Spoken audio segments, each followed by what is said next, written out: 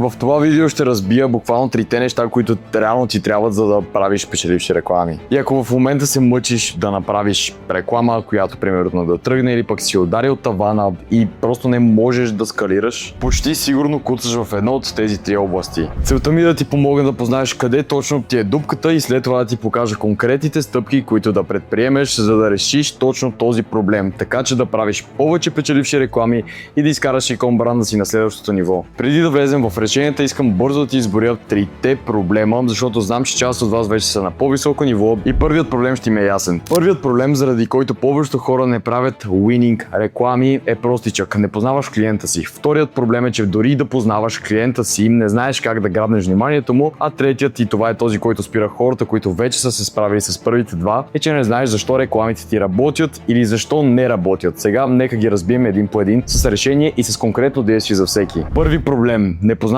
клиента си. Решението: трябва да станеш клиента. Точка. Трябва да направиш проучването, което той би направил, за да разбереш идентичността му, начинът му на мислене, буквално всичко около него. И тук искам да съм директен с теб. Много от вас си мислят, че познават клиента си далеч по-добре, отколкото реално е така. Затова искам да ти дам конкретните неща, които просто можеш да направиш, за да станеш клиента. Първа стъпка: не казвам, че продаваш продукт за кучета, ами вземи си едно куче. И за да сме наясно, това не значи, че ако продаваш продукт за отслабване, трябва да качиш някой друг килограм. Шегувам се с този пример, но ако наистина искаш да разбереш през какво минава клиентът ти, да, точно това е нивото на отдаденост, което ти трябва. Истинското нещо, което трябва да направиш обаче, е да станеш актьор. Трябва да си представиш, че живееш с точно същия проблем, който твоят продукт решава, и да се запиташ съвсем сериозно какво бих правил аз на негово място, какво бих гледал, какви продукти бих си поръчал. И тук държа да го кажа буквално: поръчай ги, реално поръчай. Ще ти дам един доста добър пример, който обожавам да давам. Основателите на един от най-силните гринс брандове в момента поръчали 40 различни гринс продукта, преди изобщо да направят собствения си продукт, и не само, че ги поръчали, тествали всеки един от тях почти научно. И ако се чуди защо имат толкова голямо предимство, защо имат най-добрия продукт на пазара, отговорът е точно този. Направили са проучването, за да знаят какво точно прави всеки техен конкурент, и после буквално са запълнили дупките, които всичките конкуренти пропускали. Това е едно от любимите ми и най-подценявани неща в целия процес. Разбирам, че може би не всеки има пари да поръча куп продукти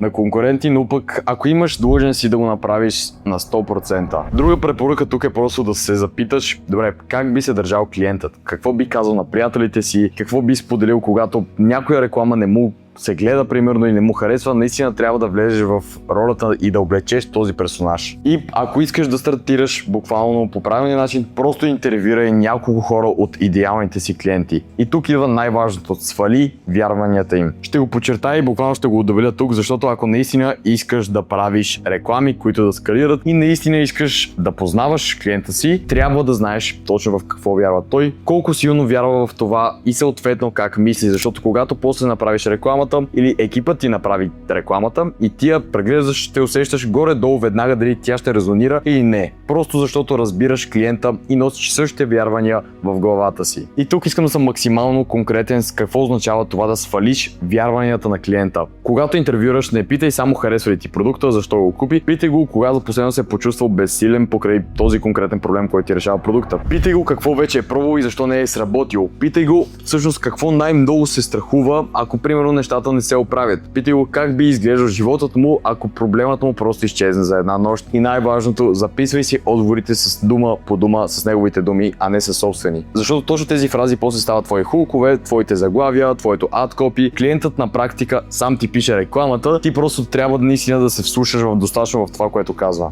И преди да мина към вторият проблем, искам да изтъкна едно нещо, което повечето хора пропускат. Те правят начално проучване и спират до там, а ти не бива да спираш. Трябва постоянно да разбираш все повече и повече за клиента си и за пазара като цяло, ако наистина искаш да правиш печеливши реклами. Проучването не е еднократна задача, то е навик. Пазарът се движи и конкурентите пускат нови неща всяка седмица, а клиентът вижда хиляди реклами всеки месец. И това, което го е палило преди примерно 6 месеца да купи, днес му е скучно. Затова брандовете, които остават отгоре, третират проучването като нещо, което тече на заден план постоянно, по малко всяка седмица, а не веднъж на старта и после никога повече. Проблем номер 2. Не знаеш как да градиш вниманието на клиента. И според мен точно този спира мнозинството от хората, които имат e-com брандове, защото изисква реален скил. Не казвам, че дълбокото проучване не изисква скил, но тук проблемът е друг. Ти просто не знаеш как да комуникираш разбирането си към клиента. Решението е доста просто, че трябва да научиш копирайтинга.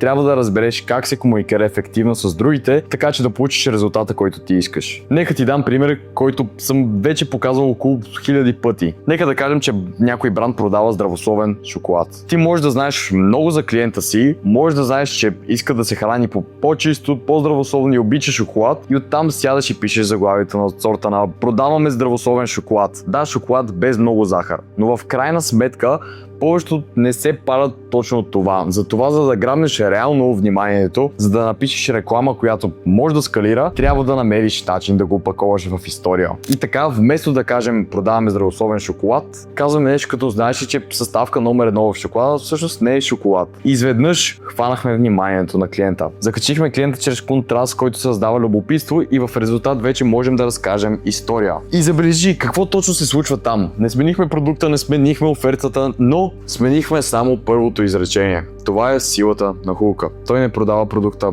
той просто печели следващите 3 секунди внимание, а после следващото изречение печели последващите 3 секунди. Хубавата реклама е верига от такива малки печалби на внимание, нанизана една след друга. Повечето хора пишат така, сякаш клиентът вече е решил, че иска да гледа до края. Не е. Клиентът е на телефона си, палецът му е надвиснал и всеки момент ще скролне нататък и единствената ти задача в първите 3 секунди е да го накараш да не скролне. Нищо повече от това. Затова отделяй на първото изречение толкова време и внимание, колкото е буквално цялата останала реклама взета заедно. Голямото нещо обаче е следното. Трябва да четеш и да изучаваш книги за реклами и копирайтинга. Breakthrough Advertising, Cash Advertising, дори Influence е страхотна книга за това как да разбираш хората. Трябва да разбереш как се комуникира с хора. Това е един от най-легитимните скилове, които просто ти трябват и ще го кажа пак, защото съм го казвал и преди. Повечето хора от вас просто не могат да си представят колко по-добро може да е нивото на копирайтинг. Трети и последен проблем, не знаеш защо рекламите ти работят. Решението тук, честно казано, мисля, че е от най-просто от всичките. Трябва да изучаваш winning реклами и да затваряш много повече фидбак, лупове и сега ще обясня какво е това. Това е едно от нещата, които просто изискват много повторения. Точно както проучването иска повторения, точно така и писането на реклами иска повторения. Така че ако си по-нов в e-commerce, трябва да приемеш, че част от нещата просто ще отнемат време. И когато казвам фидбек луп, имам предвид нещо съвсем конкретно, а не просто гледай си рекламите. Един затворен луп изглежда последния начин. Правиш ясно предположение защо също една реклама работи и друга пък не работи. Пускаш я, гледаш данните и после се връщаш и преповтаряш. Познали или пък не познавам. Ако познавам, защо точно познавам? Ако не познавам, какво си пропуснал в разсъжденията си? Хората, които растат бързо, минават през този цикъл буквално стотици пъти на месец. Хората, които засяват, пускат реклама, тя не тръгва, свиват рамене и пускат следващата, без изобщо да затворят кръга и да извадят извод. Разликата между двамата след една година наистина е огромна. И тя не е в таланта, тя е чисто в броя затворени фидбек лупове и повторения, които правят. Нека ти дам пример всъщност защо вероятно се мъчиш да правиш повече пари от реклами. Гледаш една печеливша реклама и си казваш, UGC видео е, hook rate е 30%, има момиче в нея, но ако се замислиш на тези 3 извода, има тонове UGC видеа, които не работят, има тонове видеа с 30% hook rate, които отново не продават, има тонове видеа с момиче в тях, които отново не работят. Тогава колко приложими са тези изводи, за да ти помогнат да правиш повече реклами?